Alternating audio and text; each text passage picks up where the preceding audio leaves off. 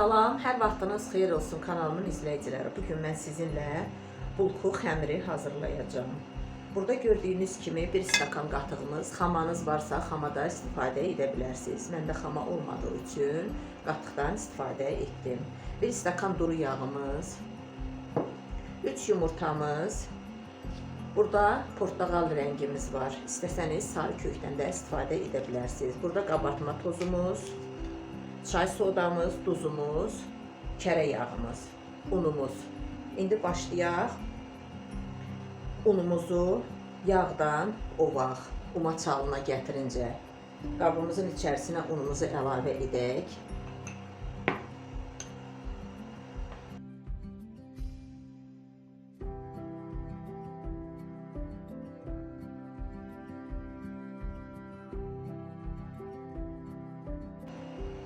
Yağımızı tyorkanın gözündən keçirdik. Yəni yağımız soyuducuda bərkimişdir.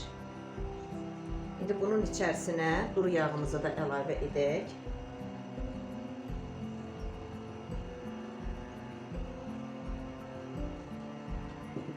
Umaç halına gəlincə bunu ovacağıq.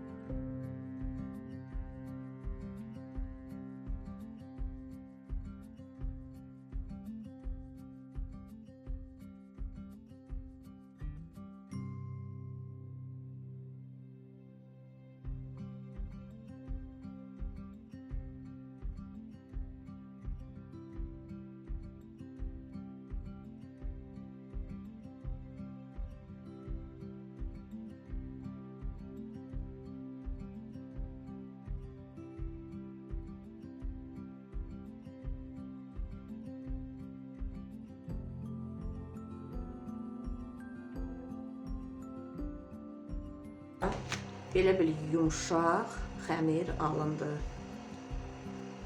Kurabiyə xəmiri kimi alınır. Və paketimizə qoyaq. Siz istəsəniz həmən dəqiqə pişirə bilərsiniz. Belə mən paketə qoyub soyuducumuza göndərəcəm. Orada dinlənsin. Nə vaxt lazım olanda çıxardıb istifadə edəcəm. Yəni soyuducunun dondurma gözündə saxlamaq lazımdır. Vaxt çox getməsin deyə sizə göstərə bilmədim. Bax, bulkularımızı bu cür hazırladıq. İçərisinə ət qoyduq. Bişmiş ət. Belə bağladıq. Xəmirimizin biri 45 qramdan alındı. İndi bunun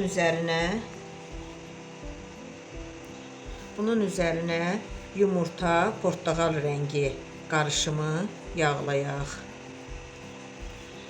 Əvvəlcədən isidilmiş 170 dərəcə sobamızda pişirəcəyik.